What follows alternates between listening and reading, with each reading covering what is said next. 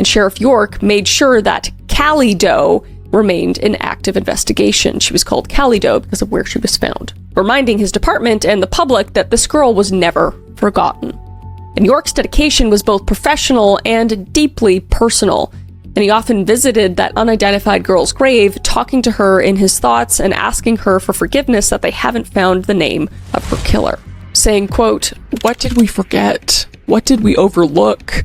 Here's a child shot, dumped roadside, shot again, stripped of identification. Somebody has to give that child justice," unquote, he would remark, emphasizing the sense of obligation he felt. And in his words, quote, "What social media allowed this to do is bring the two icebergs back together," unquote. Just referencing how Tammy's missing persons listing and the Jane Doe case converged online. And the case became a shining example of the positive power of social media and crowdsourced investigations in solving cold cases.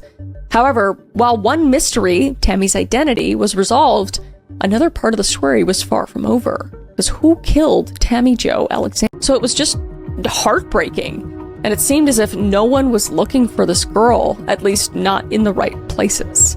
So with great reluctance, Livingston County authorities arranged for Callie Doe's burial about a year after her death. So in 1980, she was laid to rest in Greenmount Cemetery under a headstone that read, "Lest we forget, unidentified girl, November 1979, and flights of angels sing thee to thy..." But instead, by early November, she had somehow traveled roughly 1,100 miles from Florida to upstate New York. So how did Tammy go from Florida to New York?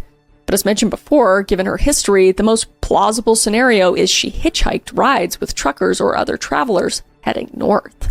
And it's possible she might have made a friend or met someone, maybe even a boyfriend type, at the Georgia ranch, but instead, by early November, she had somehow traveled roughly 1,100 miles from Florida to upstate New York. So how did Tammy go from Florida to New York?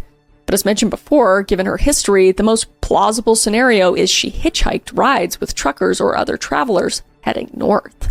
And it's possible she might have made a friend or met someone, maybe even a boyfriend type, at the Georgia ranch, and in January of 2015, the results finally came in. And the mitochondrial DNA from Jane Doe matched Pamela Dyson's DNA. So the unidentified girl was indeed Tammy Jo Alexander.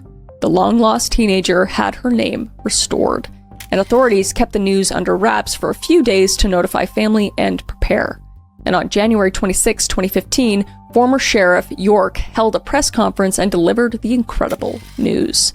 Caledonia's Jane Doe had a name, from Greenmount Cemetery. And it had been 26 years since her burial, but modern science offered capabilities that had been science fiction in 1979.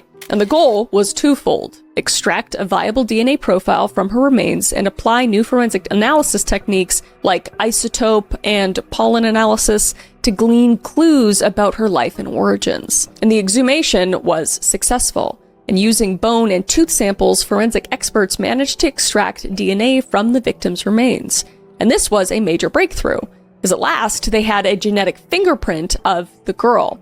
And while this didn't instantly reveal her identity by any means, it laid the groundwork for a potential future match.